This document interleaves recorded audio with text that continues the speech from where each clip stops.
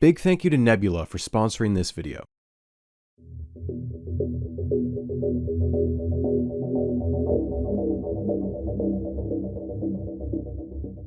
When the Edmund Fitzgerald launched in 1958, it was the largest ship to sail on the Great Lakes, just 1 foot below the maximum allowed length of 730.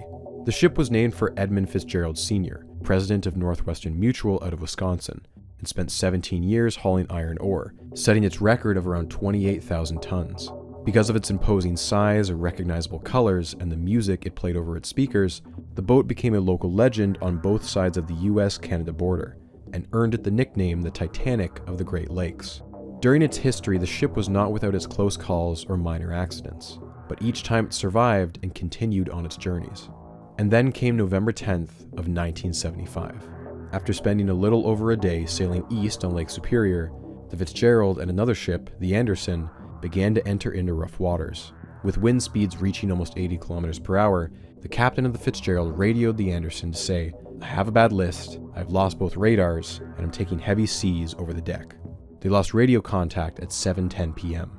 Minutes later, the Fitzgerald entered into a squall, a highly localized black storm cloud, at which point it disappeared from the Anderson's radar, and the ship and its 29 crew members were never seen again.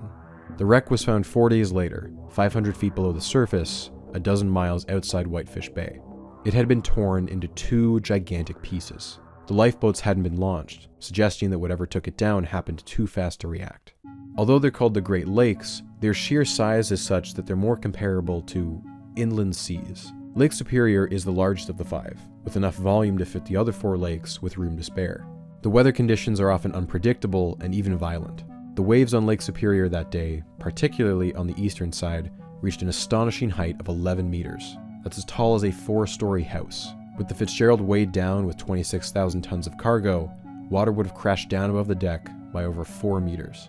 And although it's exceedingly rare, if the air pressure system was just right, a rapid frenzy of wind can generate a rogue wave, over twice the height of the surrounding crests, a column of water so imposing that it would register on a ship's radar. The exact mechanics of the sinking, to this day, are unknown, and widely disputed. Even the famous Gordon Lightfoot song captures the multiple possibilities with this lyric. They might have split up, or they might have capsized. They may have broke deep and took water. What exactly sank the Edmund Fitzgerald is a mystery that will never have just one satisfying answer. The best we can do is to analyze the wreckage and make our guesses.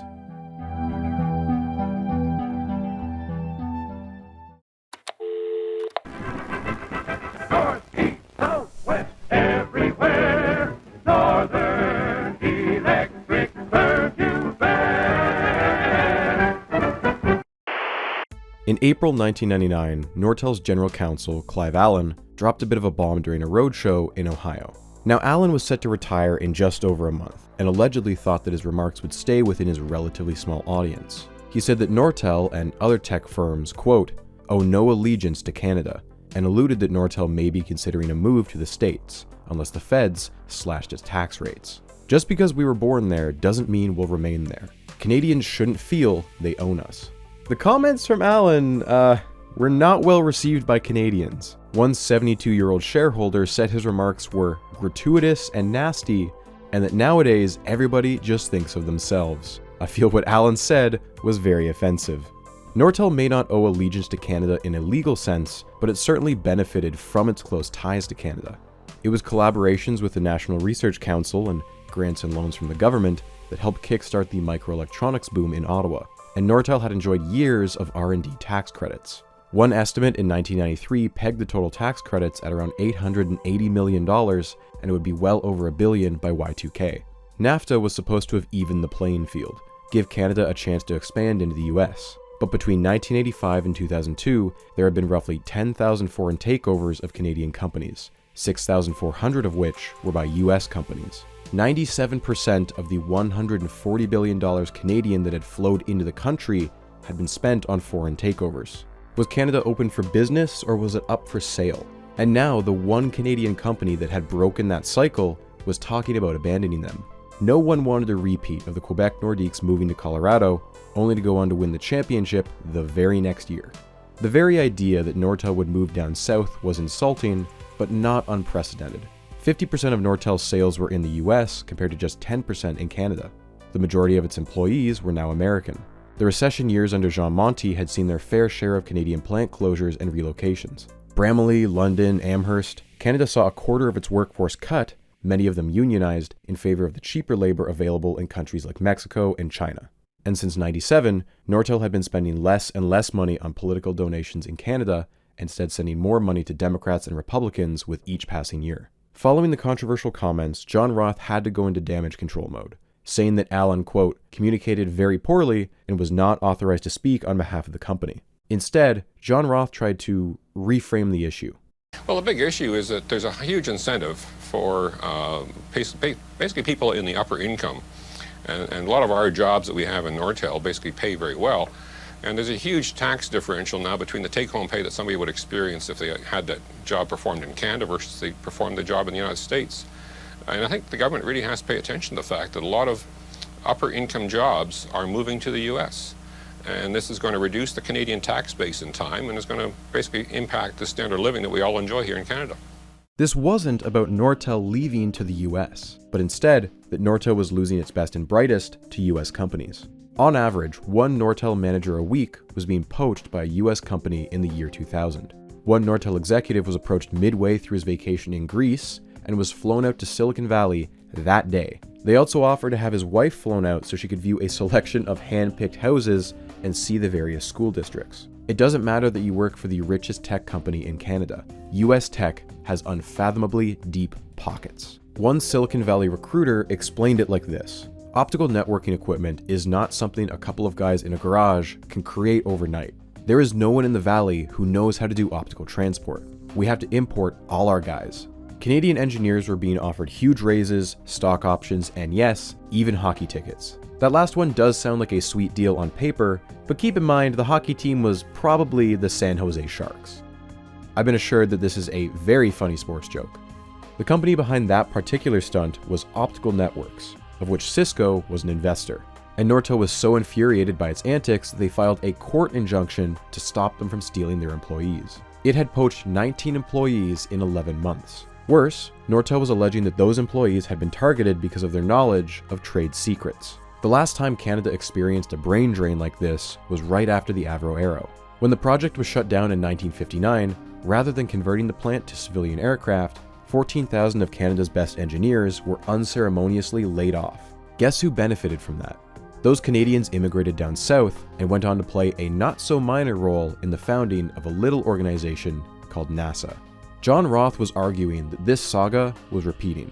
In his eyes, it was no wonder that highly educated Canadians were immigrating down south. They got higher salaries, better stock options, and their taxes were lower. Highly paid tech workers would be unlikely to require things like public housing, and job offers from Silicon Valley companies often came with cushy private health insurance. If Canada wanted to keep those PhDs north of the border, then they obviously had to cut taxes. That was his argument at least, but the validity of it is hard to evaluate.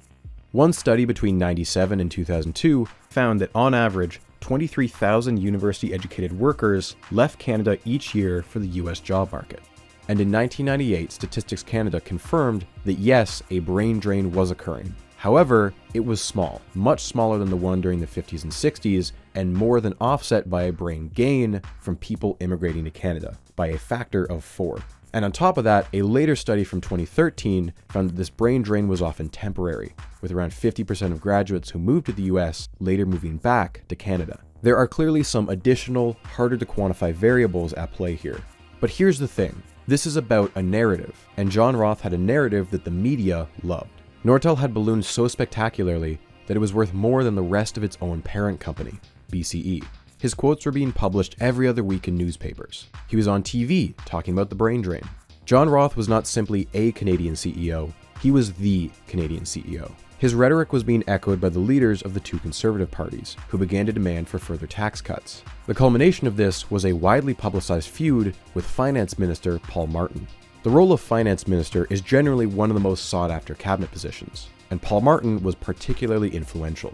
After coming in second behind Chrétien in the party leadership race, Martin had been biding his time ever since, stoking internal divisions within the party, and would successfully force out his boss in 2003. What this means is that John Roth was sparring with a future prime minister. Quote, Canadian taxes are too high. They are driving out top talent, the Gretzkys of high tech.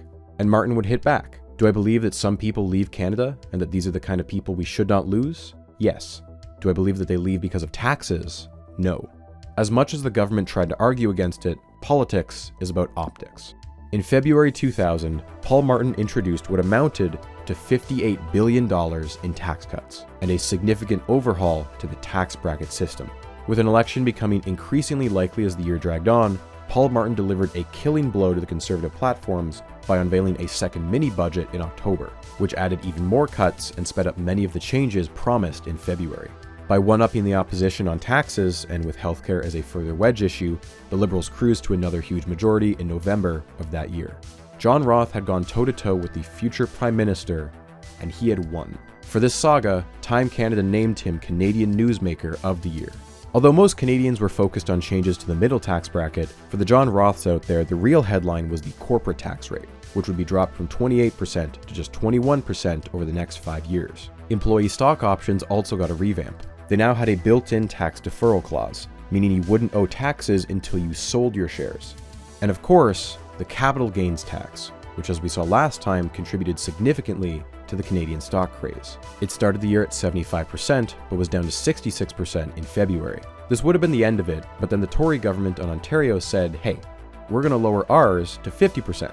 Not wanting to be outflanked on taxes in an election year, Paul Martin said, fine, we'll do it first. And so by October, he had slashed it again and brought it down to 50%, which is where it stands to this day. In a global financial market that was so often dominated by American companies, John Roth had done everything he could to level the playing field. But still, Nortel lacked one key trick that Lucent and Cisco had access to. And John Roth had a plan for that as well. Analog and DFT, how much better can it be? Anesthetic on the floor, I can take it anymore. I don't think I want to pay this anymore. To understand the root of Nortel's problems, you have to go back to a PR incident in late 1998. See this plunge in price? It was caused by 12 words. The recent Bay Networks purchase was not an immediate slam dunk. The company had not been without its own issues. It had been formed from the merger of two other tech companies who had overlapping product lines, and some of its senior employees had jumped ship. At $9.1 billion, many observers thought that Nortel had way overpaid. And by fall 1998, it wasn't clear if Bay was helping Nortel's cash flow. Nortel had just released some earnings numbers that didn't factor in the Bay purchase, even though the two companies had already merged. At their annual investor meeting in late September, Nortel's then CFO, Wes Scott, got up on stage to try and clear up the confusion. Referring to their projected annual growth of 14%, he said something to the effect of, in the high teens with Bay included, and low teens without Bay.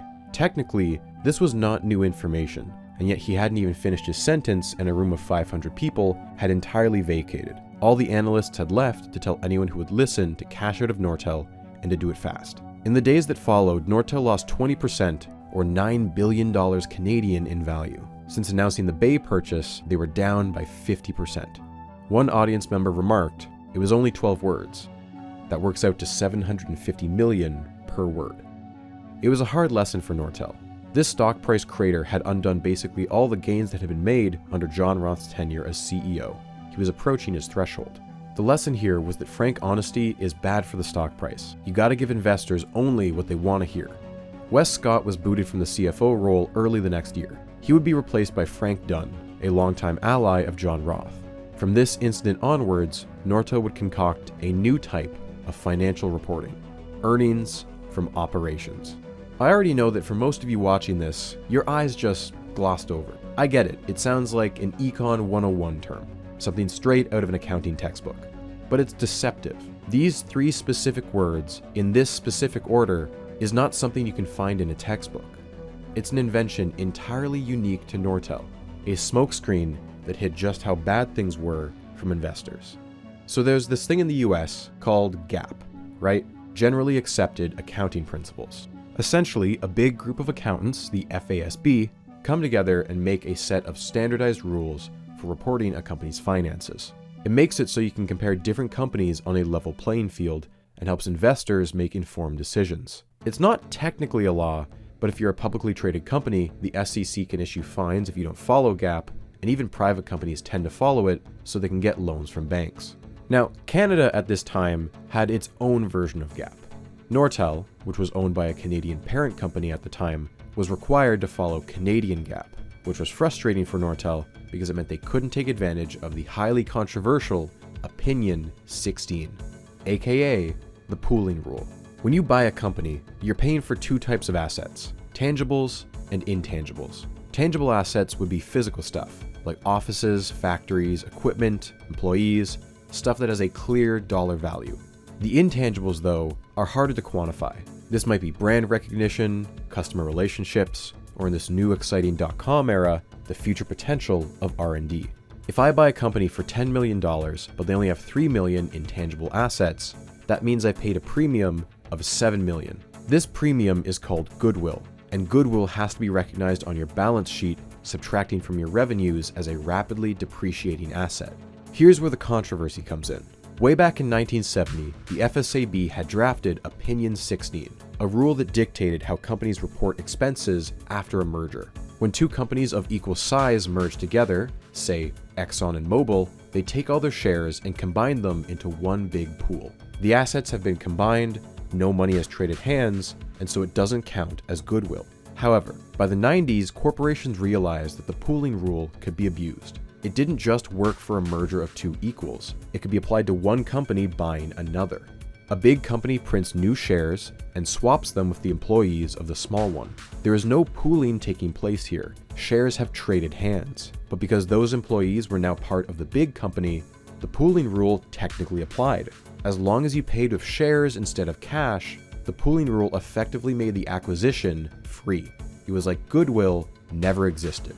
Now, the FSAB wasn't dumb. They realized what was happening and wanted to scrap pooling as early as 1996. The problem was that they faced intense lobbying efforts from tech companies, who sunk millions into the pockets of Republicans and Democrats, particularly in California. The tech sector sunk around $40 billion in political contributions in just the year 2000. Despite this, the FASB continued to fight back, and eventually managed to get the pooling rule scrapped, a change that would take effect on January 1st of 2002. Of the big three telecom companies, only Cisco could make use of pooling, and it took advantage every chance it got. Nortel couldn't because it was stuck following Canadian GAAP, and Lucent couldn't until late 1998. This was a condition of its spin-off from AT&T, that it couldn't use pooling for the first 3 years. You can see how this would be endlessly frustrating for Nortel and Lucent. Just 3 months after their ban on pooling expired, Lucent made its first major purchase in January 1999 with Ascend Communications. Now it was just Nortel without a free money glitch. So what did Nortel do? They did it anyway. The thing is, there is nothing preventing a company from publishing their GAAP numbers and then also publishing a different set of numbers that make their company look better. So long as you clearly define which ones are GAAP and which ones aren't, there is nothing illegal about that. You could bury them in the fine print, or you could publish your annual report on a big news day so no one pays attention. This type of creative accounting fueled the entire .com bubble. You had startups worth billions of dollars on the stock market and yet had no products and no revenues. They were just offices with a few computers, a website, maybe a foosball table. The 1990s were the wild west of investing, and it became almost impossible for financial analysts, much less the average person, to decipher the dozens of different GAAP versus non-GAAP numbers. It was like apples versus oranges versus prime rib steaks. To be clear, what Nortel was about to do was not unique, and it was not illegal. Nortel was just doing it at an unimaginable scale. And so, under the new CFO Frank Dunn, Nortel released their annual report for 1998. In it, the cost of the Bay Network's buyout was simply not factored in to the headline numbers. Buried at the bottom were the GAAP numbers. What would have been a $569 million loss under GAAP was a $1 billion profit under Nortel's nonsense numbers. Here's another headline. Revenues up 22%, up to $4.4 billion. But buried at the end of the paragraph is the GAAP number. The quarter actually saw a loss of $470 million. As Nortel continued to buy around one new company a month, their financial situation continued to worsen. Paying a premium in shares costs way more than paying with cash. Shares are inherently more risky. Their value can go up and down at the drop of a hat. A company about to be bought out is going to demand a big premium. Cutera, for instance, had been valued at around $68 million the year prior, only to be bought by Nortel for $3 billion. I have a hard time believing they went up in value 40 times in just 1 year. Of the nearly $22 billion spent on goodwill, only $450 million of it was paid using cash. One estimate by analyst Al Rosen says that if they had paid with cash, Nortel could have saved $13.4 billion. Were these acquired companies even profitable? Were they bringing in new revenue? Nortel made it impossible to tell. They weren't kept as distinct subsidiaries. They were absorbed in the existing corporate structure. Their revenues all mixed together in an opaque sludge. And the acquisitions were hardly efficient. Many product lines overlapped. Nortel now had 2, maybe 3 divisions working on competing products. Of course, all of this doesn't matter so long as the stock price goes up. As we saw earlier, Nortel's already distorted presence on the Toronto Stock Exchange allowed it to exploit these buyouts to further inflate its share price. As long as the stock stayed steady and the orders from customers kept coming in, they would never feel the cost of those acquisitions. And here's the kicker. Executive bonuses weren't paid according to GAAP numbers. They were paid according to Nortel's custom accounting. By selling his shares in August 2000, John Roth cashed out for $36 million. If we go by his yearly salary, it would have taken him 30 years to earn what he had just made in 1 day of trading. In the 4 years he was CEO of Nortel, he raked in around $130 million. And during his 4 years as Nortel's CEO, Nortel hadn't posted a single profit.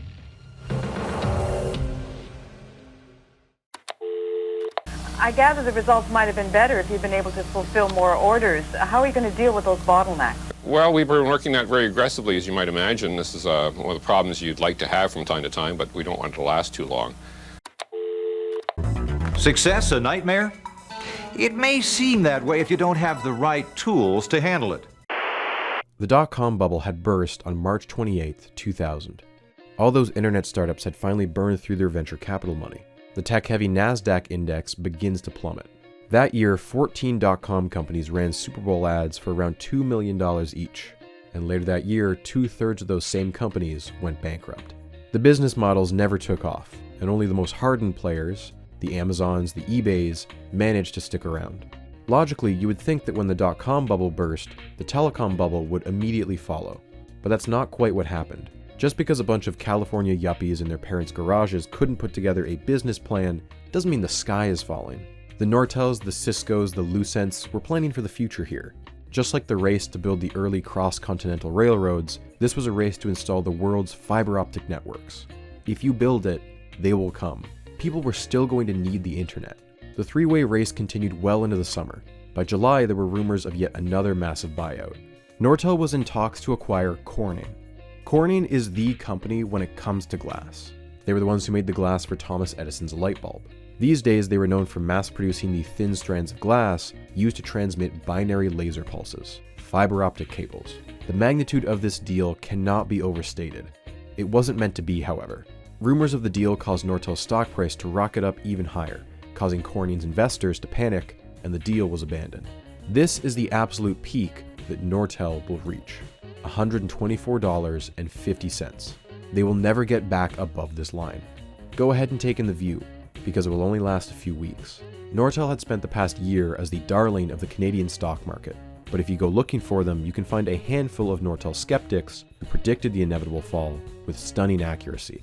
Al Rosen had been one of the first to raise the alarm bell on the earnings from operations nonsense, and he advised his clients to stay well away from Nortel.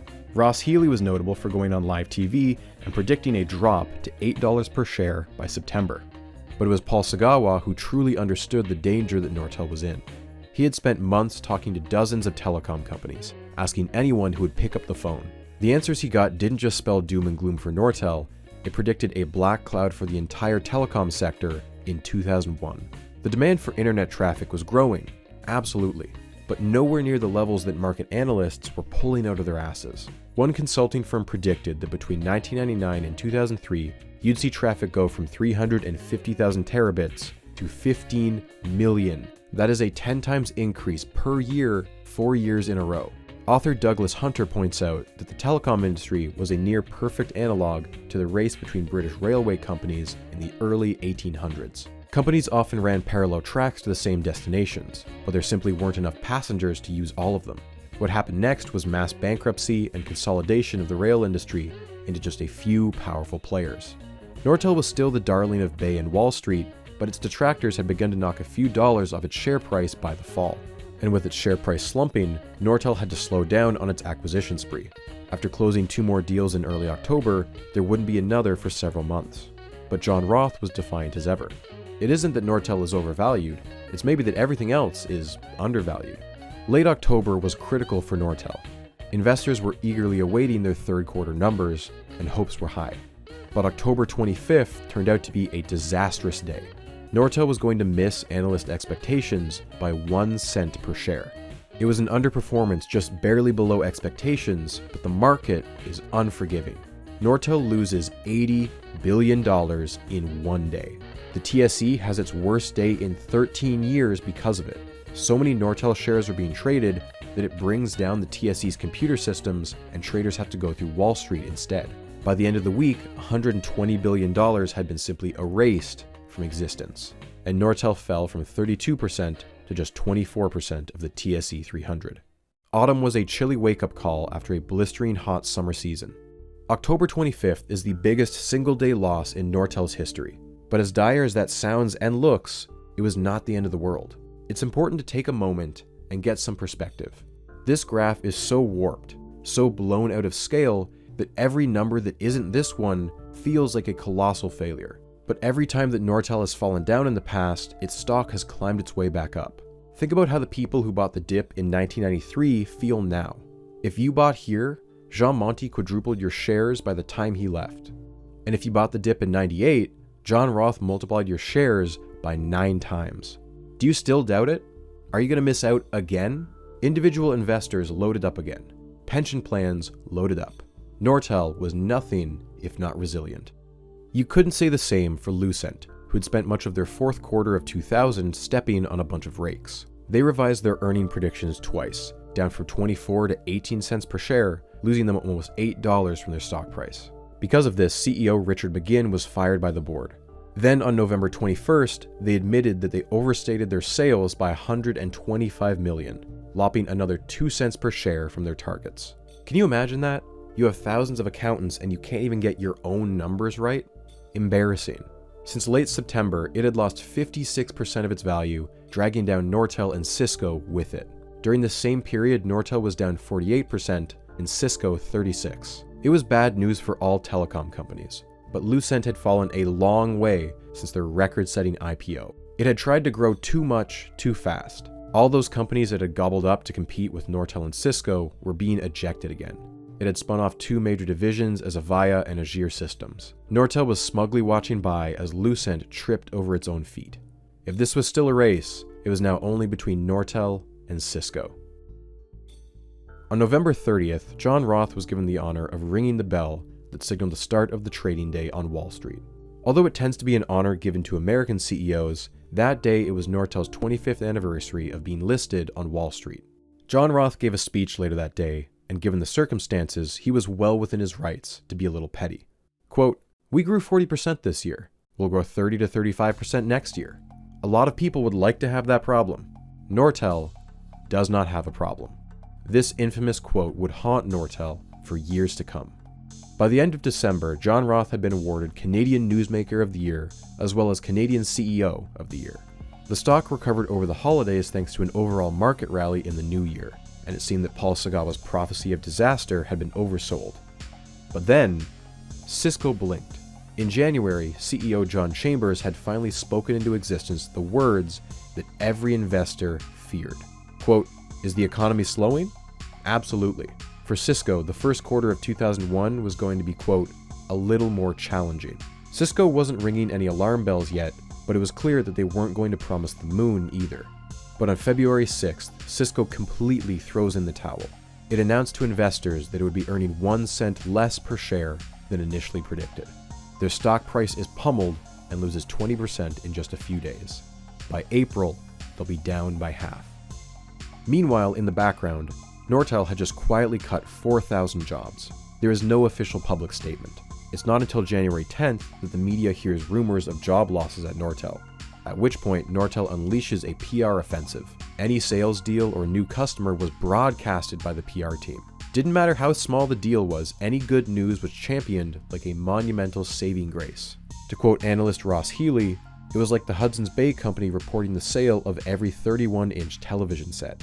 There was so much good news pouring out that bad news had no room to breathe. Then for good measure, a Nortel spokesperson says the reporting of layoffs is exaggerated. You see, they're cutting jobs in slower divisions so that they can hire more in faster growing divisions. If you think about it, by the end of the year, we'll have hired back the same number of people. Those aren't layoffs, that's just strategic reallocation.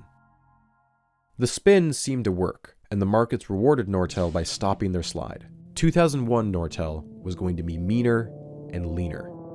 But then, there were some disturbing reports. One internet company, ICG Communications, had just declared bankruptcy. Although there was no public record of any specific dollar amount deal with Nortel, Nortel had been listed as one of their technological partners. Soon after, Bookham Technologies announces that they're reducing orders from Nortel. On its own, it's a neutral statement. Maybe Nortel had found a better supplier. But enough about that. We've got a major piece of good news again. Another acquisition, the first since the October crash.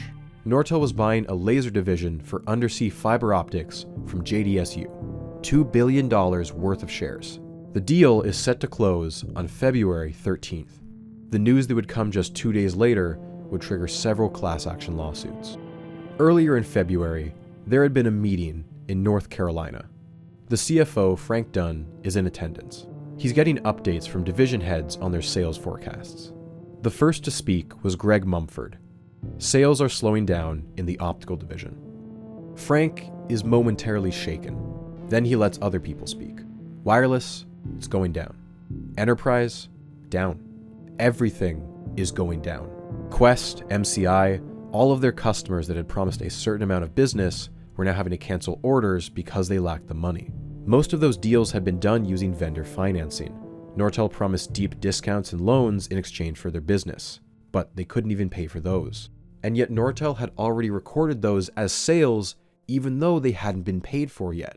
Nortel switches were sitting in warehouses, still on the pallets they were delivered on, with nowhere to go. By some estimates, these heavy-duty fiber networks were only supporting 7 to 14% of their total capacity. There just wasn't enough internet activity to warrant the existing orders, much less any new ones. Nortel was about to drive off a cliff.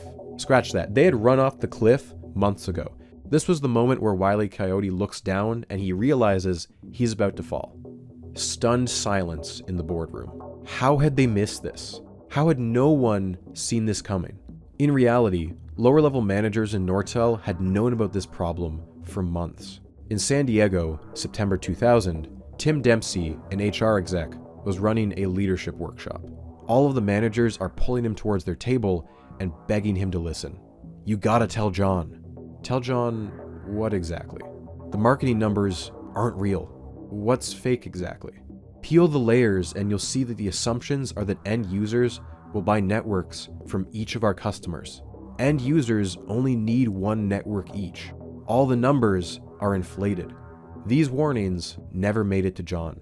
Instead, they were suffocated by the rigid bureaucracy of the management hierarchy. John Roth had surrounded himself and stuffed the board with yes men. While he was busy telling investors what they wanted to hear, his own executives were doing the same to him. Dave House, the former CEO of Bay Networks, only stuck around at Nortel for about a year before he left. But after just 6 weeks, he shared with Tim Dempsey his opinion on the rot that infected Nortel. I have never seen a bigger group of liars in my life. I am astounded that you don't tell each other the truth. There's a culture here to lie to each other, to protect your turf, to protect your ego, to protect your business, to protect your customer relationships. To protect what? I don't know. But you don't tell each other the truth. In this moment, Frank Dunn doesn't understand all this. He just knows he has to make a phone call. John Roth is not in the building. He's not even on the same continent. John Roth would later describe his shock at the news as comparable to when he first heard about the attack on the World Trade Center later that year. A press release was being drafted, and it would go public in a little over a week.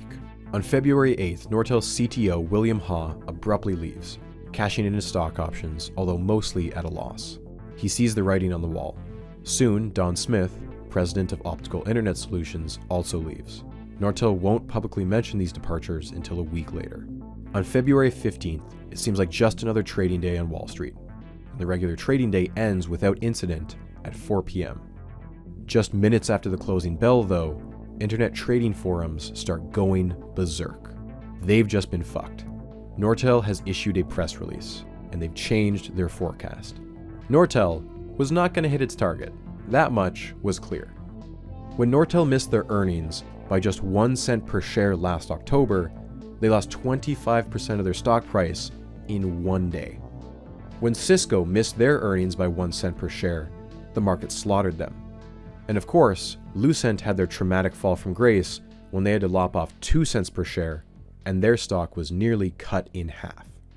The question was, where in this range will Nortel's correction be? Nortel's original target was earnings of 16 cents per share. And this was their correction.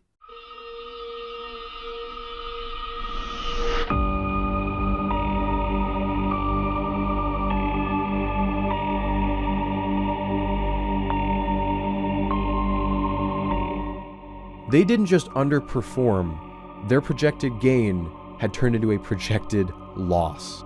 The next day, so many Nortel shares are dumped that it crashes the Toronto Stock Exchange several times. Nortel is cut by 33%. $44 billion is just gone. The Financial Times summed it up in just one sentence. It's a wonder there is any red ink left in Canada.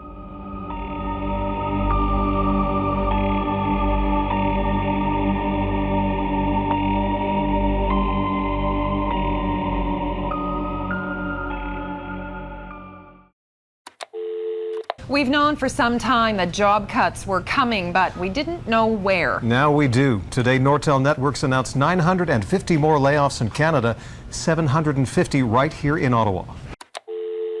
Robert, more than half of Canada's 24,000 Nortel employees work here in the capital region. And tonight, most of them are in the dark. At first, it starts slow. Last November had small layoffs. Employees assumed it was just routine, the bottom 5% being cut loose. Nothing out of the ordinary. It was only fair. Now, though, rating systems began to emerge. Everyone had to be ranked on a scale of 1 to 5. But there was no minimum threshold you could meet, no level of productivity that could save you. Someone had to be a number 1. Someone always had to be at the bottom. And then the paranoia sets in. You don't want to be a number 1. You need to set yourself apart. Maybe you're the laser guy around the office. That's your thing. Before, you probably would have taught the new guy the basics, get him up to speed. It would make your job easier. But now, that would just make you replaceable, disposable. That's your thing. You need that to be your thing, because hoarding knowledge is the only thing that's going to save you from being a number 1. Initially, Nortel had begun announcing layoffs based on location, but soon, that stopped. Instead of knowing upfront, you simply had to wait and see. One man had packed up his things and moved from Vancouver to Ottawa for a job offer, only to find out it had been rescinded by the time he got there. Before the bubble, Nortel had several divisions like Extreme Voice, Extreme Data. If your group had Extreme in the name, it was almost guaranteed you were gone. Nortel was riddled with bloat. The acquisition spree had been made hastily and without any concern for overlapping product lines. You might have 2 or even 3 competing teams whose products overlapped, and only one would ever make it to market.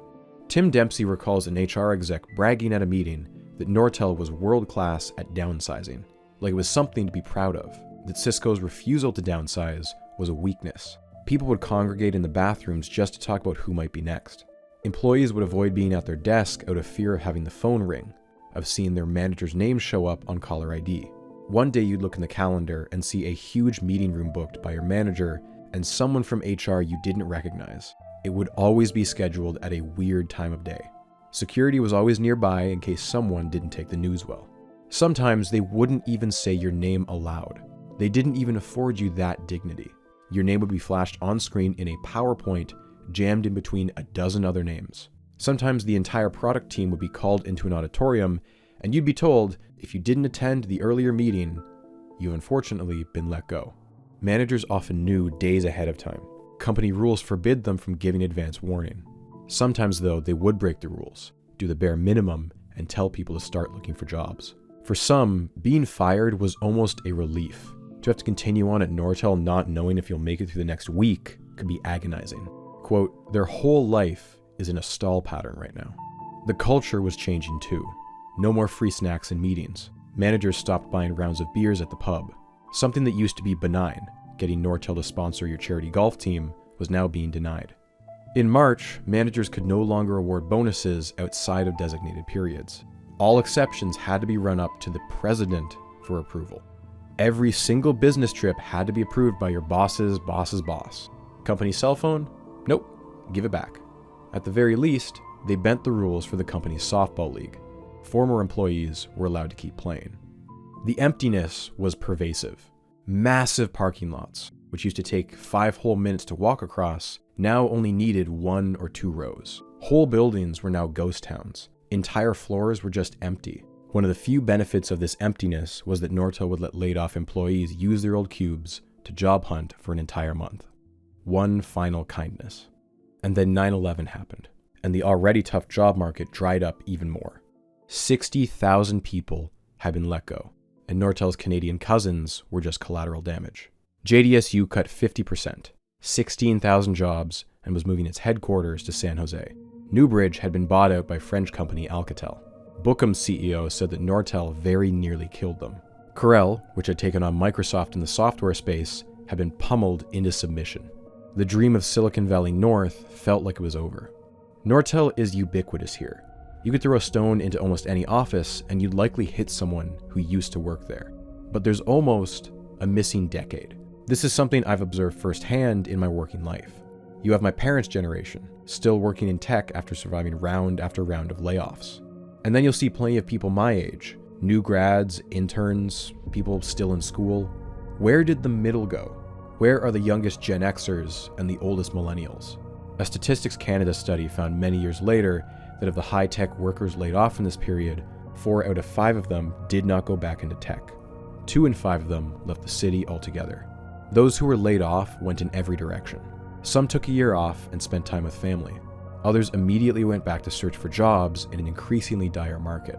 Those willing to gamble even more went out and founded startups on the back of napkins while they commiserated at a local pub. Others completely changed career paths.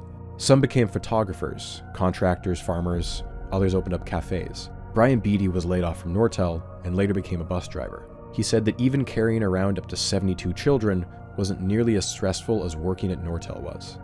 Others, like Roxanne McLaren, had to have difficult conversations with their children. They wouldn't be able to send them to college that year. When the layoff started, Roxanne said it was like a day full of deaths. Neither of my parents worked for Nortel, but they had plenty of friends who did. My dad worked with people close to retirement who had to completely reschedule their life after losing much of it on the stock market. Hundreds of thousands of dollars gone in an instant. My family was very lucky. Making ends meet was not something I ever had to consider as a kid. Although my mom got laid off twice, my dad kept his job. I was too young to realize what had happened at the time when my mom was laid off for a second time. But I was just happy that now she could pick us up after school. 2001 to 2003 had been brutal. It had been agonizing, but it was not the end. Nortel, despite everything, had come out the other side. Canada's industrial titan was only bruised, not broken. It just needed a good captain to get it back on course. That was the question on everyone's mind. Who was going to replace John Roth?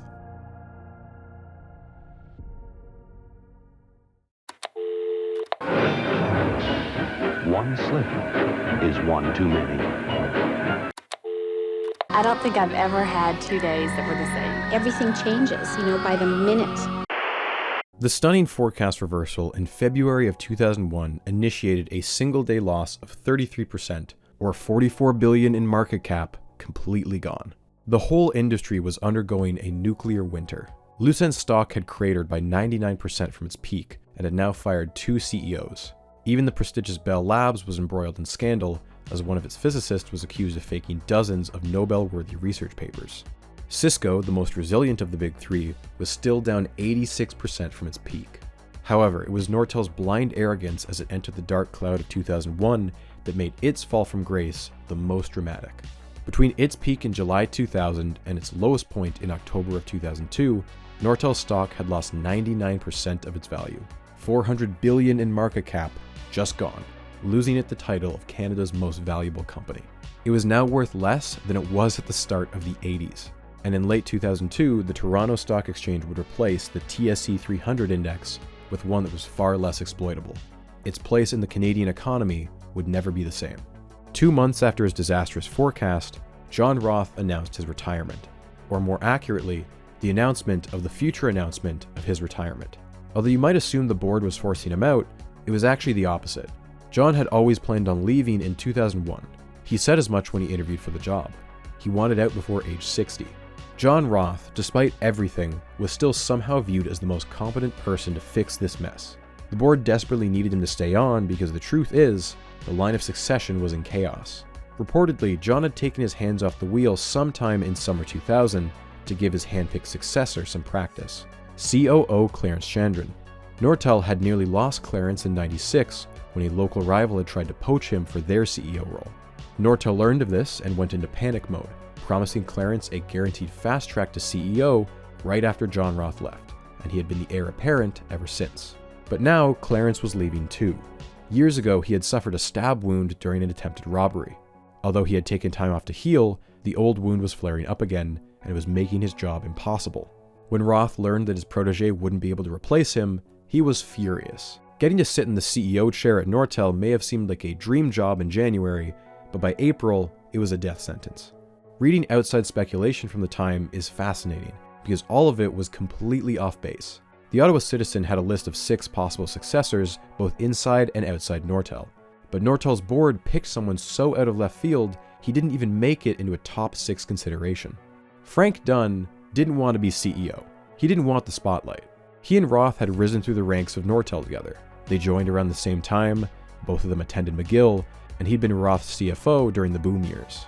But he was hardly an inspiring choice. Even Red Wilson, the chairman of the board who picked him for the job, said that, quote, "The time for visionaries is over."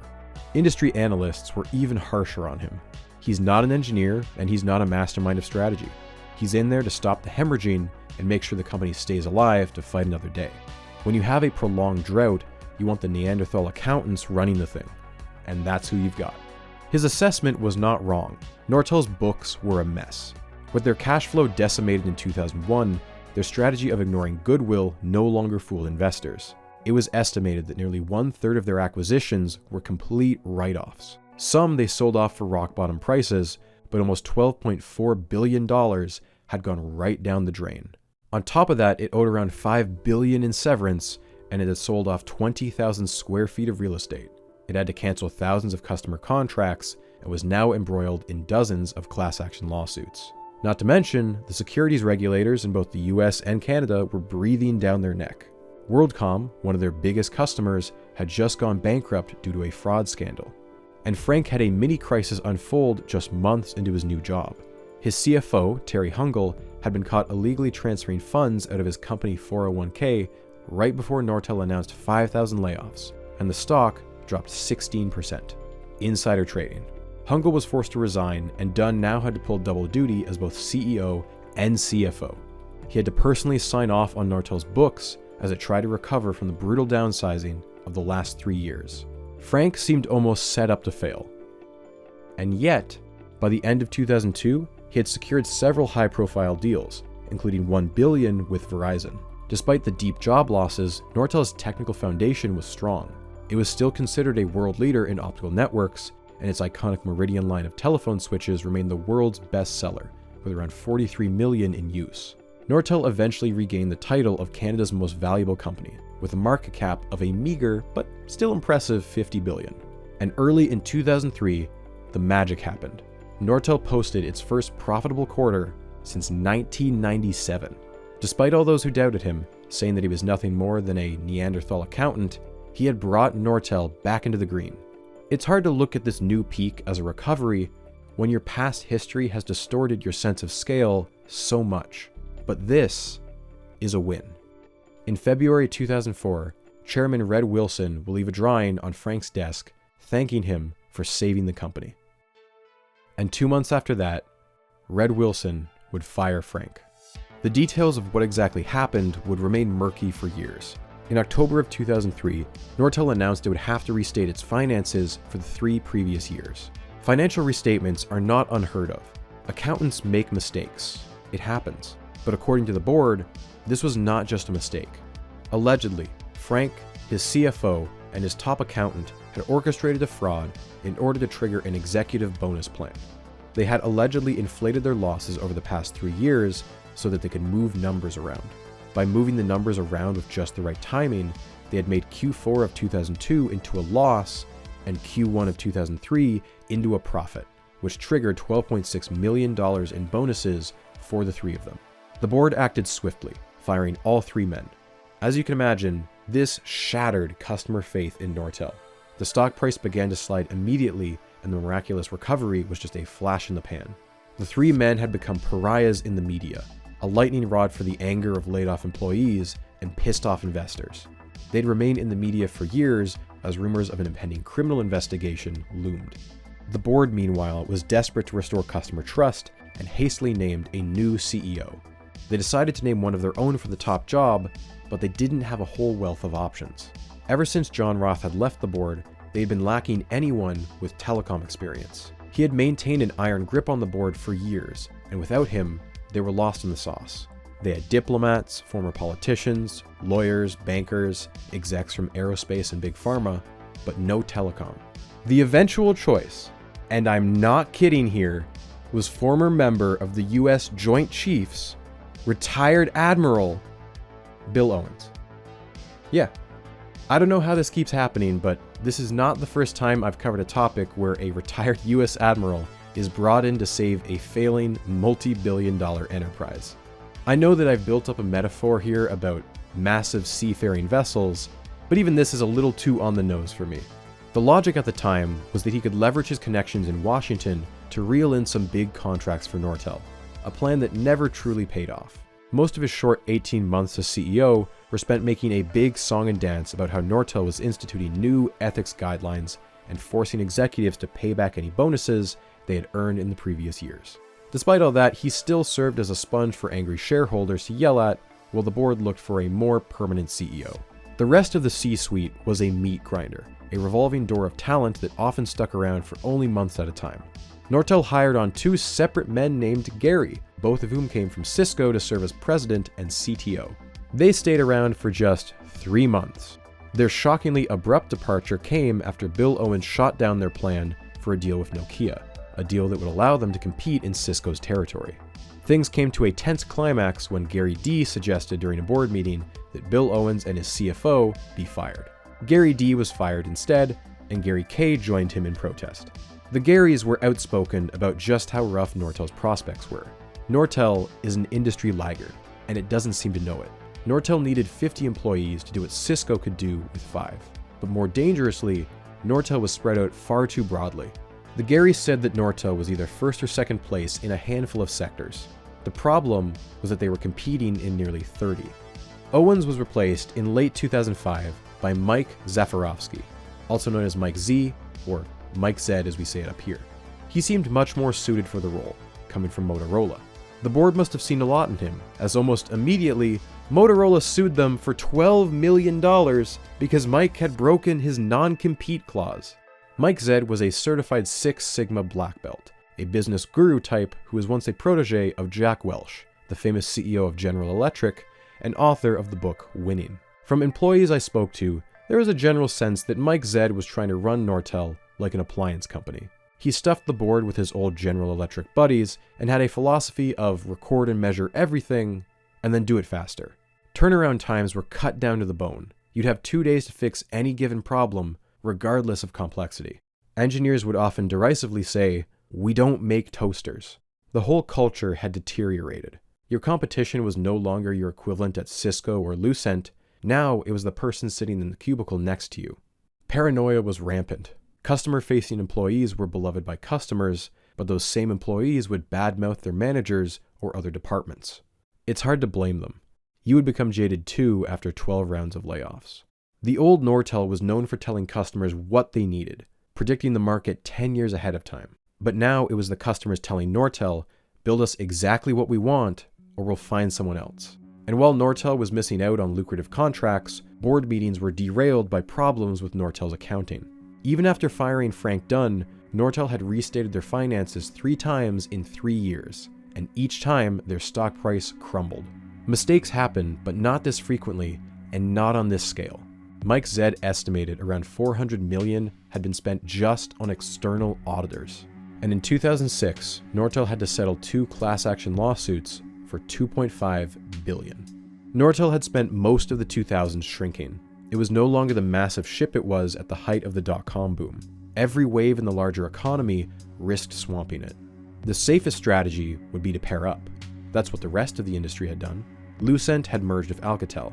Nokia had bought out Siemens. And Cisco was back to gobbling down startups. Nortel was willing to buy, it was willing to partner up. Hell, it would even sell its own assets for a bit of fast cash.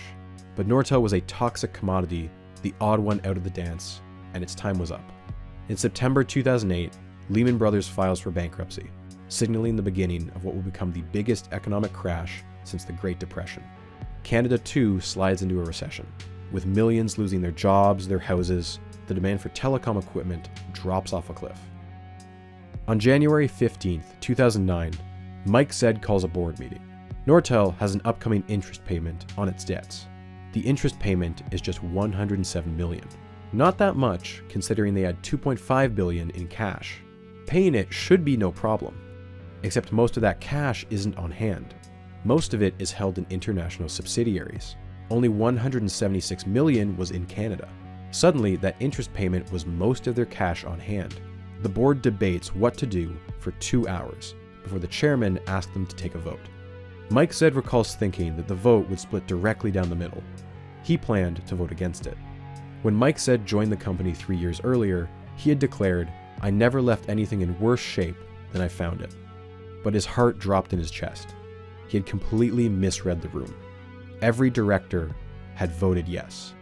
Nortel was going to enter into Chapter 11, bankruptcy protection. They would survive the global recession by making cuts, selling assets, becoming more efficient, focused. That was the plan. A plan signed off on by plenty of generously paid external consultants. One of those consultants, Terry Savage, had this to say: "We've never seen a company as well prepared for Chapter 11. His assessment would turn out to be comically wrong. The day after they announced Chapter 11, Nortel's stock fell by 79%. Nortel would be gone by the end of the year. Well, Steve, company officials are already quoted as saying that Chapter 11 bankruptcy is not the end of Nortel, but rather the beginning of a new Nortel. Sound like a dream come true? Well, it's reality. And it can help your business. In hindsight, the decision to go into Chapter 11 is baffling no matter how you spin it. Unlike filing for Chapter 7, where you basically give up and liquidate all your assets, Chapter 11 is more like going into rehab. Your debt payments are halted, and any disputes are now under the jurisdiction of bankruptcy court. Things are bad, but you have a chance to sell off your assets, restructure, and get your shit together. Plenty of companies have gone into Chapter 11 and come out the other side just fine, including well-known names like General Motors, Marvel, and Six Flags. The issue with this strategy was that, unlike these other companies, Nortel had an image problem. Nortel's credit rating had already been an abysmal CCC, and Chapter 11 had tanked it all the way down to D. Their biggest customers, like Bell Canada and Verizon, were already wary of Nortel's finance scandals. From a technology standpoint, Nortel could pull off 3G wireless, but this was a decade-long infrastructure commitment. Would it not be safer to just go with a company who isn't in Chapter 11? That was the last excuse they needed to jump ship. In the second quarter of 2009, Nortel's sales dropped by 25% compared to the previous year. Even Nortel's cash cow, its wireless division, had its revenues for the quarter drop by 41% compared to the previous year. The announcement took many people by complete surprise. My uncle worked for Nortel at the time, and he heard the news from a customer at a conference. It's clear looking back at the time that many expected Nortel to pull through. The disconnect is jarring. You'd be reading the newspaper and see ads for a local cancer charity sponsored by Nortel, directly across from an article talking about just how badly the restructuring was going. Meanwhile, Nortel has been trying to sell off its various divisions, but there hasn't been a single bid. Mike Zed is on the phone, personally calling dozens of potential buyers, but no one is biting. He realizes with a sinking feeling what's happening. They're waiting for the prices to drop even further. By April, the board realizes that they completely miscalculated. There will be no emerging from Chapter 11. Without a bailout, Nortel is going to be hacked into pieces and sold off for scraps. Now, Nortel's board had plenty of connections in politics. This included former Deputy PM John Manley. However, the government was no longer the familiar Liberal dynasty. After 13 long years, the fallout of scandal after scandal continued to drag down Paul Martin, and he was eventually ousted in 2006 by a newly unified Conservative Party. In power in Ottawa was a new party, with which Nortel had fewer connections. It was uncharted waters. It would come out in the news that late last year, Mike Zed had gone to the Conservatives and asked for a bailout. $1 billion. The Conservatives, although certainly pals of the private sector, found the request laughable. Mike Zed tried to counter-offer with $750 million, but again, he was turned down. The rumors from this time seem to point to the government's lack of faith in Nortel's executives, that Nortel was a toxic commodity in the eyes of the public. They lacked a clear business plan, and bailing out a company with an ongoing fraud investigation was not worth the bad optics. Government inaction towards Nortel did not fly under the radar. Industry Minister and the Prime Minister in a bid to maintain the company as a going concern. He was turned down flat, and the company is now in bankruptcy protection, waiting to be dismantled. Thousands of trained, skilled workers have lost their jobs, their severance, and they're going to lose big on their pensions. Why are the Conservatives intent on making Nortel the Arrow of the 21st century? The Honourable Minister of Industry. Speaker, quite apart from that inflated rhetoric, I can tell this House that I did indeed meet with the CEO of Nortel at the beginning of my mandate as Industry Minister. He presented a go-forward business plan, which in my estimation did not meet the criteria of being commercially viable. Evidently, the board of Nortel came to the same agreement because they rejected that business plan as well. Look, I'll be honest, I'm not a big fan of government bailouts for private corporations, and even among the Nortel employees I spoke to, opinion was split. But many of them did highlight a double standard. It wasn't that the Conservatives were philosophically opposed to a government bailout. They, along with the Ontario Liberals, had shelled out $13.7 billion to both General Motors and Chrysler, literal US branch plants. Although the government took partial ownership of both companies, they later sold those shares at a significant loss. There was a pervasive feeling among those I spoke to that auto workers, mainly concentrated in the suburbs of the Greater Toronto Area, represented a more valuable voting bloc than a bunch of tech workers. With no bailout on the horizon, some former Nortel executives tried to take matters into their own hands. Rather than see Nortel sold off piece by piece to foreign competitors, they scrambled to raise enough funds to keep at least a few of the assets in the country. But as the months wore on, investors kept getting cold feet. In June, BlackBerry, another Canadian tech giant, publicly complains that Nortel blocked their bid for their wireless division. Even if it didn't go to them, they pled with the government to invoke the Investment Canada Act to block a foreign takeover. This wasn't unprecedented. Harper's Tories had actually used it just a year earlier when a US defense firm attempted to purchase MDA, a Canadian aerospace company, famous for its contributions to the Canadarm. Between 1985 and 2010, the Investment Canada Act had reviewed 1,600 takeovers. This was the first time it had ever blocked one. Although the government declined to give an official reason, most analysts agree it was for national defense reasons, as Canada would have potentially lost access to the satellite RadarSat-2, which had been funded through nearly $500 million in government funding. Following this example, the government could easily have made whatever excuse it wanted to block the Nortel sell-off. National security, loss of taxpayer-funded research, but they simply never did.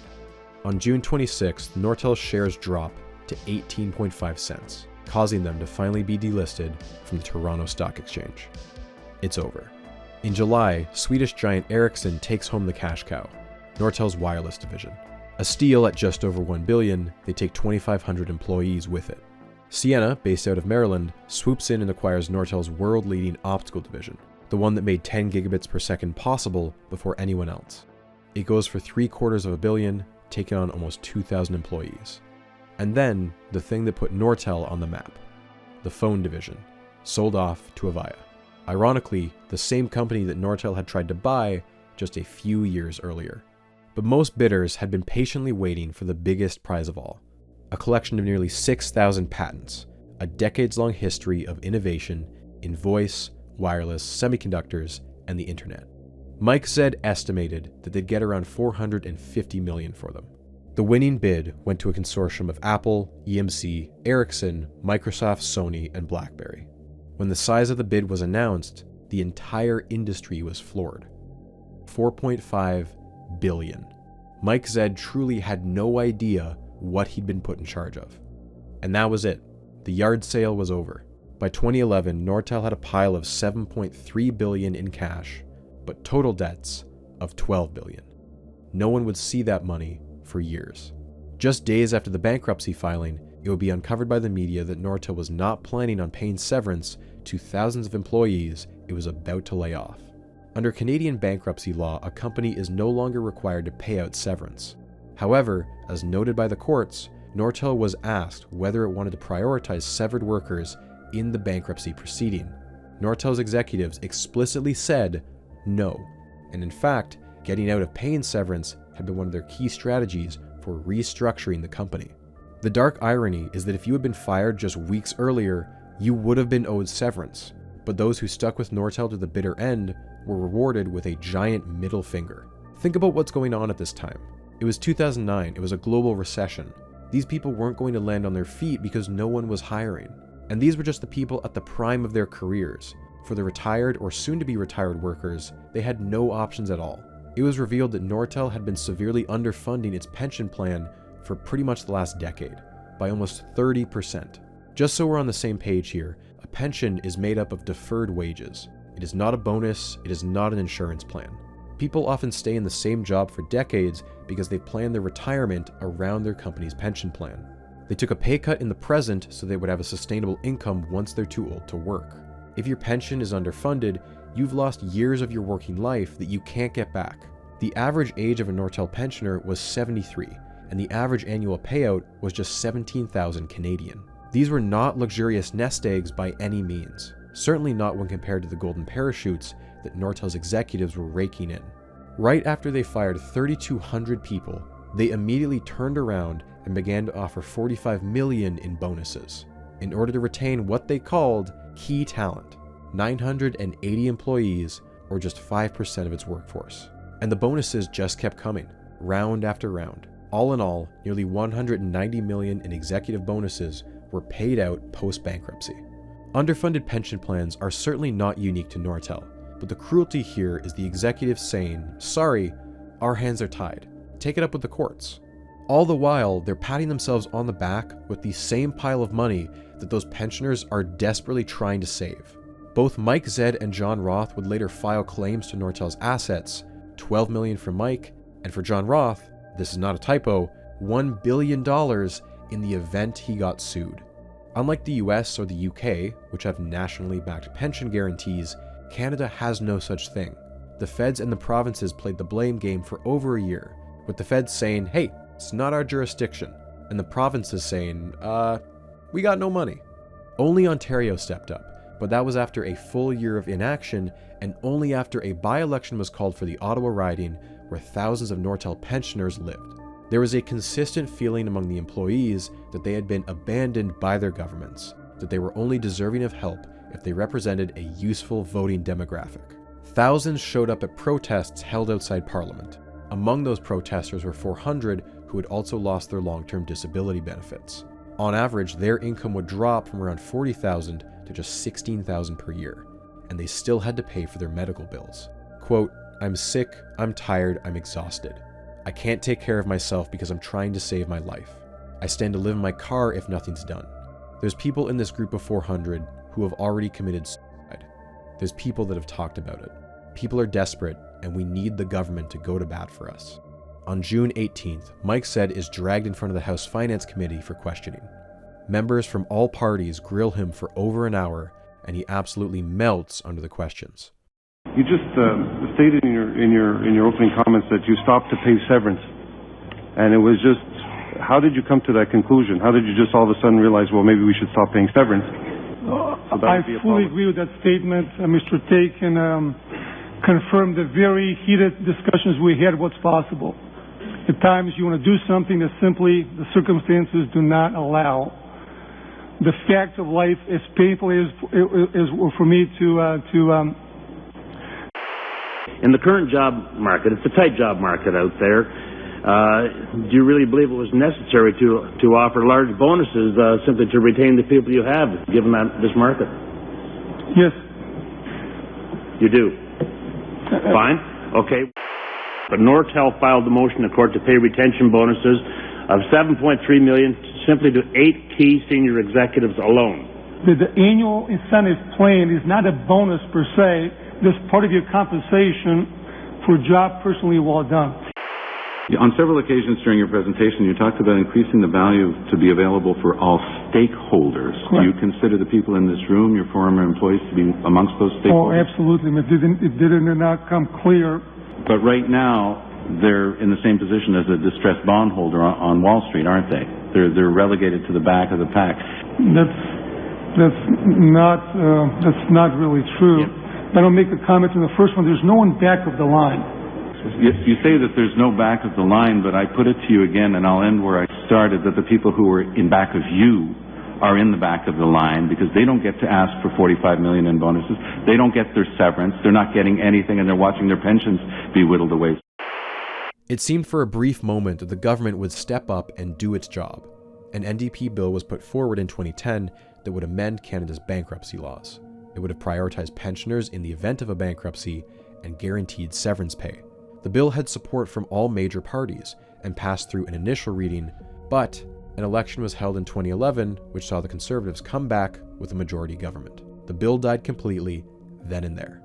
Over the next 12 years, both the Harper Conservatives and the Trudeau Liberals abandoned these issues entirely. It was only in 2022 that a new bill to address pensions gained any traction. It finally passed with unanimous support from all parties. But frankly, it's a band-aid on a bullet hole. When it takes effect, it will have been 18 years since Nortel went under. And since then, barely anyone in Canada still has a defined benefit pension.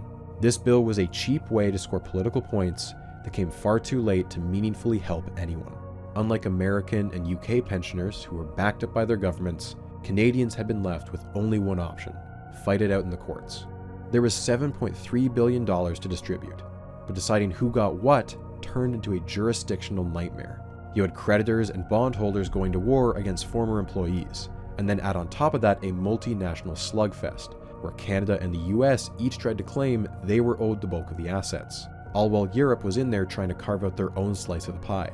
After 3 years and 3 failed attempts at mediating a settlement, the case took an unprecedented turn. A US judge and a Canadian judge had to hold a joint trial via video conferencing. After all the appeals, the case finally concluded in 2017. Lasting for a total of almost 3,000 days, the case is the 6th longest bankruptcy in US history. With nearly 30 to 40 lawyers in court each day, the legal bills were astonishing. As of 2014, they were as high as $1.3 billion USD. That would make it by far the most expensive in Canada and would place it above even Enron. But I can't help but point out, this feels very disproportionate. Enron had over 10 times as many assets as Nortel did. The absurdity of the situation was not lost on the judges. The fees charged to date in this case are shocking, completely shocking. There were far too many lawyers in court in both Toronto and Delaware. That situation breeds disrespect for the legal system in general, and particularly so in a case in which thousands of pensioners and disability claimants have had to wait far too long for this proceeding to end. And in the end, what did they get? The US creditors got 100% of what they asked for.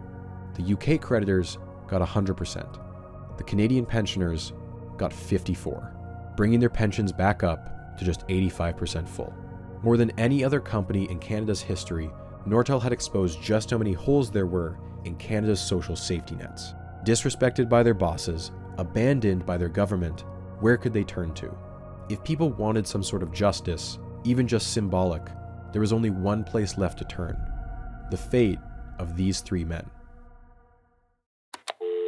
To our top story now, the slow decline of what was once one of this country's greatest success stories. Plagued with a fraud investigation. In what was the largest white-collar criminal trial ever to take place in this country. Although they were fired in 2004, the 3 executives on trial were only criminally charged in 2008. They were Frank Dunn, CEO, Douglas Beatty, CFO, and Michael Goligly, controller, essentially the top accountant. On June 18, 2008, each was charged of 2 counts of fraud and brought to a courthouse just north of Toronto. The men had been brought there for a photo op. After posting bail, they would have to walk outside where they'd be photographed by the press. It was a calculated PR stunt. At the height of the financial crash, Canada needed to look like it was tough on white-collar crime. Even corporate execs aren't immune from a perp walk with the RCMP. And for many Canadians, Nortel was synonymous with fraud. Ever since 2002, comparisons had been drawn between Nortel and Enron. Enron is the most notorious white-collar fraud case in U.S. history. Several of its executives went to jail, and Congress later passed the Sarbanes-Oxley Act to crack down on the type of fraudulent accounting that led to it. Enron has kind of become a catch-all term for corporate fraud, and calling Nortel the Canadian equivalent is more about the magnitude of the scandal than it is about the specifics of the allegations. What they do have in common is something called liabilities. Liabilities are a type of debt. Sometimes a liability has a precise value, but long-term liabilities often need to be estimated. Take a lawsuit. If Nortel expects to settle a lawsuit, they won't know for how much until that date, so their accountants try and ballpark it. Let's say $5 million. But then the lawsuit settles for only $4 million. Nortel's books have overestimated by $1 million. Nortel can now recognize the $1 million difference as revenue, and their numbers for the year look better than initially predicted. But think of what Nortel was going through during this period. In just 1 year, it downsized 50,000 employees, sold off hundreds of buildings, and canceled thousands of customer contracts. Nortel's accountants had to estimate liabilities for severance pay, rent, lawsuits, all while the accountants themselves were being let go. Documentation went missing, paperwork wasn't filed correctly. It shouldn't be surprising that for a company as big as Nortel, $952 million got lost in the shuffle. That fact on its own is not illegal. That is a mistake. As long as Nortel acknowledged that, recognized it in their financial statements, they would be fine. And so they did. The problem though, the whole basis of the criminal trial was the timing. When Nortel filed its first restatement of its finances in mid-2003, the board of directors was keenly aware that the SEC had a post-Enron bloodlust, and with Nortel's stock price fiasco, it might be an easy target. So, the board went and hired an external law firm to go over the books, get a second opinion, and avoid a drawn-out SEC investigation. The law firm was Washington-based Wilmer Cutler, which had a reputation for being aggressive and ruthless. The senior partner there, William McLucas, had recently left a job at the SEC and had helped both Enron and WorldCom clean up their acts following their respective scandals. The board wanted a clean thumbs up. What they got was a very different conclusion. After combing over documents and interviewing dozens of employees, Wilmer Cutler alleged that the 3 executives had organized a fraud scheme to illegally trigger their bonus plan.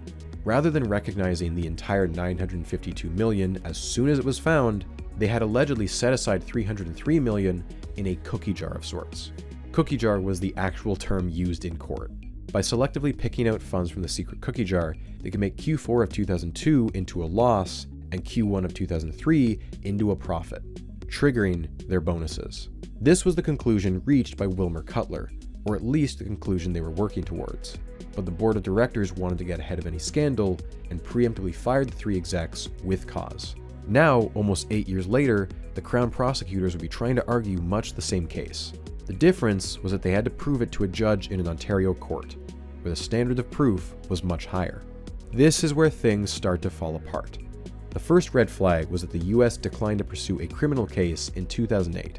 Believe it or not, the US actually has a very solid track record when it comes to prosecuting financial fraud. If they take a case to trial, that's because they're certain they'll get a conviction. On the other hand, the RCMP, Canada's Mounties, have a reputation for incompetence when it comes to investigating white-collar crime. Bre-X, a Canadian gold mining company, was implicated in faking gold deposits, and yet nearly 20 years after the fact, there had not been a single conviction. A similar fraud scandal with the Royal Group also took over a decade to resolve, and similarly resulted in no convictions. Early on into their investigation, the RCMP had been attempting to import all the relevant case documents into a searchable database, but they were running into technical issues. When they filed charges in 2008, they had only scanned in 200,000 documents out of a total of 4 million, and most of that 200,000 were provided to them by Wilmer Cutler, who by their own admission hadn't proven fraud just heavily suspected it. The Crown's case was built almost entirely off of the scorched earth techniques of Wilmer Cutler. Employees had been told that if they refused to do interviews or discussed among themselves, they'd be fired, and they were not allowed to have lawyers present. As the trial dragged on for weeks, the Crown's case began to unravel. Their key witnesses that they called as smoking guns ended up saying that nothing was unusual about Nortel's books. Emails supposedly showed nefarious intent, but would later be proven to have been taken out of context. Furthermore, all of Nortel's books had been signed off by Deloitte, one of the big four accounting firms, quite literally since the First World War, and not once did they identify any fraud. Even the nefarious 303, the cookie jar that was the core of the Crown's case, fell apart. The only source of the 303 number had been a junior finance employee, Sue Shaw, who came up with that number through several estimations. When asked about it in court, she said that they focused too much on that number when it hadn't been that concrete to begin with. As the trial wore on, the Crown fixated on just one critical movement of $80 million. The Crown alleged that Michael Goligly had intentionally moved that $80 million between quarters to turn a $40 million loss into a $40 million profit, thus triggering the bonuses. Simple math, right? But no. The bonus plan was based on a non-GAAP, custom type of internal accounting. With or without that $80 million, the executive bonuses would have been triggered regardless. The Crown had alleged a conspiracy. These three executives, who had a history of not getting along, orchestrated a scheme that would have required the cooperation of dozens, maybe even hundreds of employees. All of these people would have had to keep this secret during a period where the company was firing people left and right. And not one of those employees was willing to spill the beans? It just doesn't make sense. The more likely scenario, the one argued by the defense, was that Nortel had undergone a brutal restructuring, and while mistakes were made, they were made with honest intentions. Judge Morocco was unambiguous in his verdict. The Crown had not proven fraud beyond a reasonable doubt. Was it ethical that they received $12.6 million at a time when the company was just barely profitable? Probably not, but that wasn't what the court was judging. The verdict surprised and angered many in the country. I'm going to be honest, I went into the story expecting a very different result. I had grown up hearing that the executives got off because of shenanigans, technicalities. From the former employees I interviewed, there is still a strong belief that something wasn't right with Nortel's numbers. But from everything I've seen, the Nortel fraud scandal was a saga of self-inflicted injuries. In the interest of caution, the board had an external law firm double-check their books. But that law firm was overzealous, eager to find the next Enron. The board took their allegations at face value instead of asking for more evidence. Right at the moment when Nortel was restored to profitability and regained some customer trust, the board went nuclear and fired the CEO who had just stopped the bleeding. So from this point on, when Nortel restated its finances, people understandably associated it with more fraud. That was Nortel's brand, and that would be its legacy. In 2013, the Department of National Defense had purchased Nortel's main Ottawa campus and were renovating it to be the new office for 8,000 staff members. However, contractors soon discovered that the campus was filled with electronic eavesdropping devices. They were no longer functional, and their age suggested that they'd been put there as far back as the year 2000. Nortel had been the target of industrial espionage. D&D never confirmed the origin of the devices, and they likely belonged to more than one source. But in the minds of the public, this news just reinforced a rumor that had been reported a year earlier. Brian Shields was a security advisor who worked for Nortel for around 20 years, and in 2012 he alleged that Nortel had been infiltrated by Chinese hackers for over a decade. He claims that he had detected an infiltration in the accounts of multiple executives, and that a variety of documents, including sales figures, customer presentations, and technical docs, have been downloaded into a location in China. Shields then goes on to argue that Huawei used stolen R&D to catch up to Nortel technologically and underbid them on contracts, which eventually starved Nortel out and led to the collapse. It's a compelling narrative, one that was quick to break out of Canadian media and into the American sphere as well. The problem is that it's a narrative that requires you to ignore over a decade of Nortel's own self-destruction. Shields is the only source ever named in these articles, and his reputation among former Nortel employees is mixed. And over the years, the story has been regurgitated dozens of times, and his narrative has evolved from Huawei hacked into Nortel to Huawei single-handedly killed Nortel. Shields' theory is, by his own admission, mostly down to timing. Huawei began to expand rapidly as Nortel was slowing down. Of course, this happened around the early 2000s, which, as we've seen, was a very chaotic time for Nortel. Not to mention, Nortel's largest source of revenue, 40%, was in the US, which Chinese companies like Huawei and ZTE were largely excluded from. When Nortel lost business in the US, it lost it to companies not from China. And as for IP, the vast majority of Nortel's technology was already public in the form of patents, not trade secrets. The whole point of patents is that the technical explanation is published for the world to see. You can ignore patent rights and copy ideas, and there's plenty of evidence that companies like Huawei have done that. But you wouldn't need to hack into Nortel to do it. And then there's the rest of the industry. China has allegedly spied on Alcatel, Lucent, Cisco, Siemens, Nokia, Sony, Ericsson, Juniper. But the difference is each of these companies either survived or consolidated. Did someone in China steal technology from Nortel? Probably. But did it kill Nortel? Almost certainly not. Canadians want someone to blame. They want a bad actor with nefarious goals to be the root cause of why Nortel went under. It's why it's still so hard for people to accept that these three men were found not guilty. People want to point to fraud, or they want to point to China, because it would mean someone broke the rules. That is what's so infuriating about the saga of Nortel. No one broke the rules. In an interview with the Ottawa Citizen, an anonymous Nortel executive tried their best to defend giving out bonuses after firing thousands of employees. The money we took home was based on legally binding agreements that everyone understood. Out of this whole ordeal, this is the part that really gets me. They're not satisfied with just their millions. They want to shake your hand, they want to tell you how sorry they are, but they also want you to hate the game, not the player. I assure you, I've got more than enough energy to do both. When Edmund Fitzgerald Jr. first became president of Northern Telecom, it was common knowledge that he was the son of the Edmund Fitzgerald. Gordon Lightfoot's song had made the ship a household name. The tragedy was just 6 years old then. Edmund Jr. was asked how the disaster had affected his father. Quote, "Just the fact that it had his name on it, and it went down with 29 people, made it one of the most traumatic experiences of his life. His grandfather, uncles, and 5 of his brothers had been mariners. He would have known all too well what those 29 men went through." They were never able to recover any of the bodies. Most of what was recovered were small bits of debris. Decades later, though, they were able to recover one thing still intact: the ship's bell. Each year, it's rung 29 times, one for each casualty. Edmund Sr. had no part in designing the boat. He had no say in its routes or cargo. It simply bore his name as a thank you during his retirement. And yet, he really has not been connected with the real world since then. In 2009, following Nortel's bankruptcy, John Roth was interviewed by the Ottawa Citizen. Since leaving Nortel, he had spent years of his life at his Caledon Hills estate. He spent his years continuing his hobbies, repairing old cars, constructing model trains, traveling with his wife.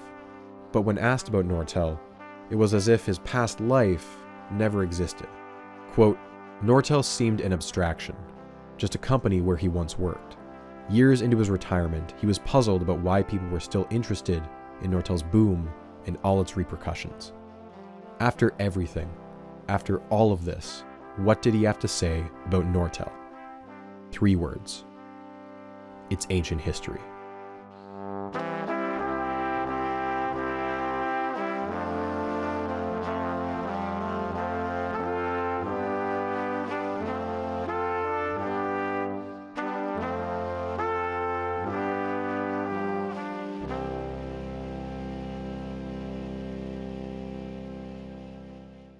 Hey, want to catch my videos 2 whole weeks early? Well, you can do just that on Nebula. Nebula is the creator-owned streaming service I'm a part of alongside some of the best educational creators on the internet. There you can watch my videos and many more completely ad-free. All of my big brockumentaries, including this one, are uploaded 2 weeks earlier there than on YouTube. Not only that, but you can also find dozens of Nebula originals that simply wouldn't be able to exist on YouTube. This diverse offering includes Broy Deschanel's new series on the history of taboo in cinema, and Real Engineering series on the technology behind the Battle of Britain. And if you're a fan of directors' commentaries, then keep an eye out in the next couple months, because you get a peek behind the curtain at how I research and edit my videos. If you're looking to get into making videos yourself, then I highly recommend Nebula Classes. These are courses by some of the best creators out there on everything from the basics of video editing to deep dives about music theory or the art of storytelling. And finally, here's one major reason to support me on Nebula. Earlier this year, I was able to make YouTube my full-time job, and frankly, it's the only reason I was able to tackle a topic this massive. Signing up to Nebula using my link is one of the best ways to help me out.